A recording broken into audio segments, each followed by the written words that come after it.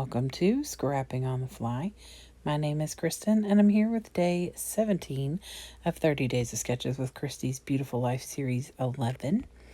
Today's sketch is one of my absolute favorites, not just because it's by my friend Christine from Christine Harden or Scrapping Harden on Instagram, but because today is my boy's birthday.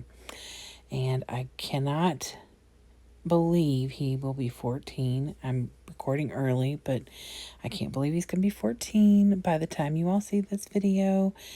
So she has these really cool circular bits, and he is a St. Patrick's Day baby. And so I created these on my Cricut. It was a cut file that was already on there. And then I have these circles that I'm going to use to map my picture, so it will help cover that space in the background. I am cutting my pictures into circles. I have a background paper that I got out of a noir paper pad from Recollections, I think. And then I'm going to use this Lucky One thicker set for my title. I have some random St. Patrick's Day embellishments, of course. And this is actually me running low because I've used a ton of it up, documenting my kiddo. And then I have this scrap. I don't use it. I tried to use it. I thought I would use it, but I don't use it. And then I have a solid 12 by 12 as well. So I have my papers. I have my embellishments, these cool cut files, my pictures, and this amazing sketch. So let's see how this goes. So first things first, I want a little bit of this black marbly. I love this paper. Luckily, this paper pad has more. I think there's two of them. So I'm not sure, but I think I've only used one paper out of that collection, or out of that paper pad. I really love these. I got lucky and found them. I was looking for some kind of wreathy type thing to use.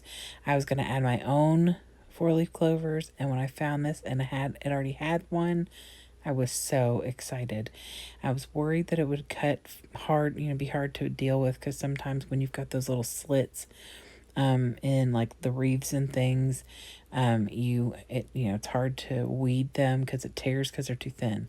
But it worked out wonderfully, and I am super thrilled. So now I'm going to take my Creative Memories photo pen or pencil or whatever you want to call it, and I'm going to trace this 3 3/4 circle.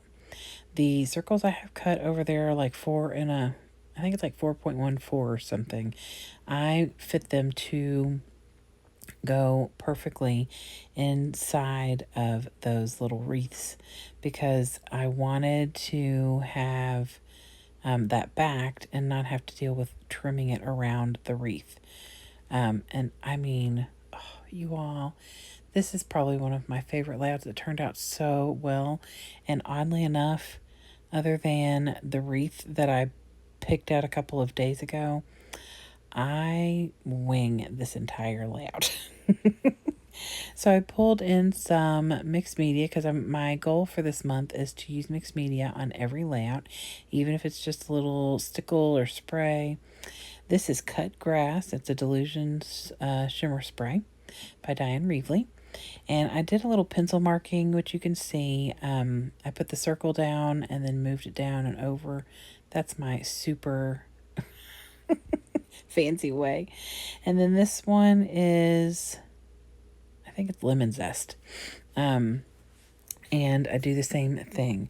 And it's going to end up being tone on tone because the wreath that goes here is yellow and the wreath that goes over the green ones are green. And that is what I wanted. The inside paper is going to have enough of that opposite color to make the picture stand out. I just wanted a little extra mixed media around the wreath. So I just keep bringing the circle back over to make sure that it's going to be peeking out more than just a smidge. Like, I don't want it to just be like a little dot here, a little dot there. I want it to be, very obvious, but also not be so big that it overtakes this layout. So I am good with this, and I put my pictures down. Now, these are in order. My family celebrates a lot. We, up until the last year, well, the pandemic really caused it.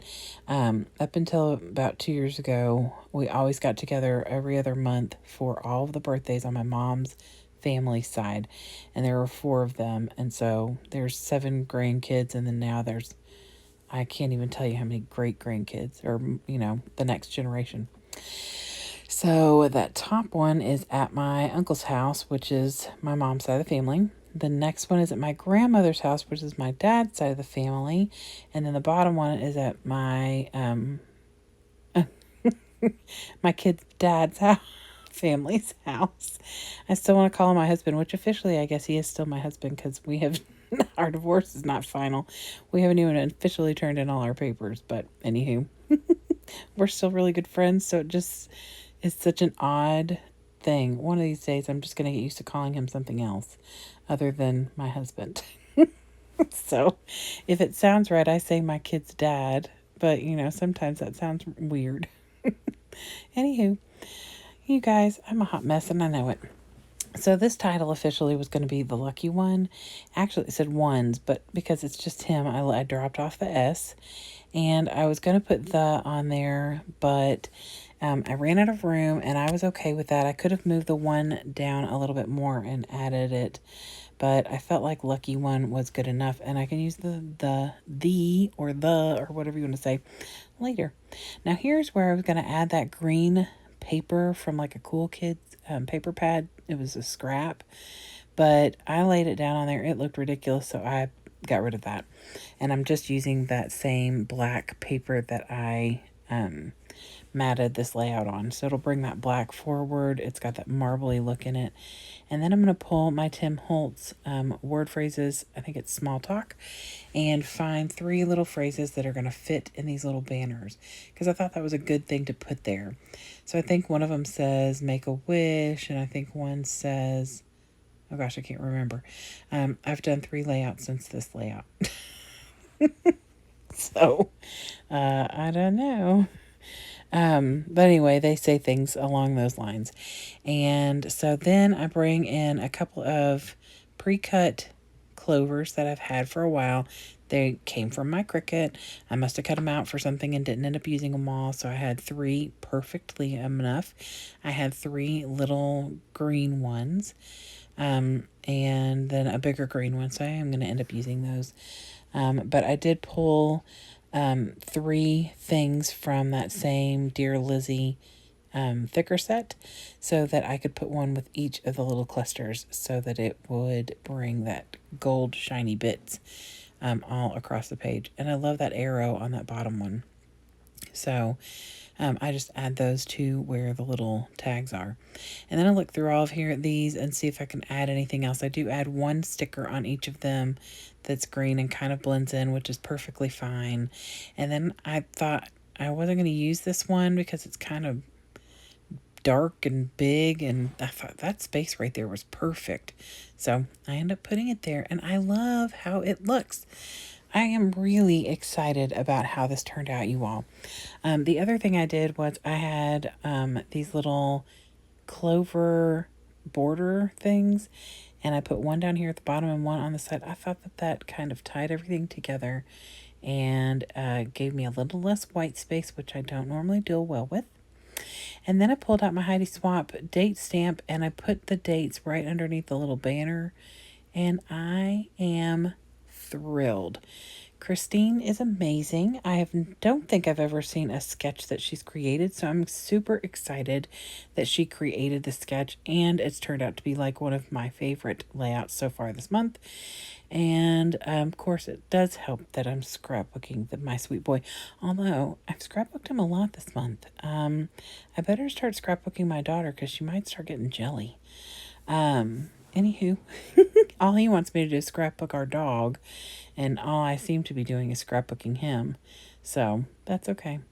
But anyway, I hope you all will check out Christine. Like I said, she's on Instagram and on YouTube. And then, of course, all of the other people who are hopping along are on the playlist below, or you could check out the hashtag. I hope to see you again really soon. Have a great day and happy scrapping.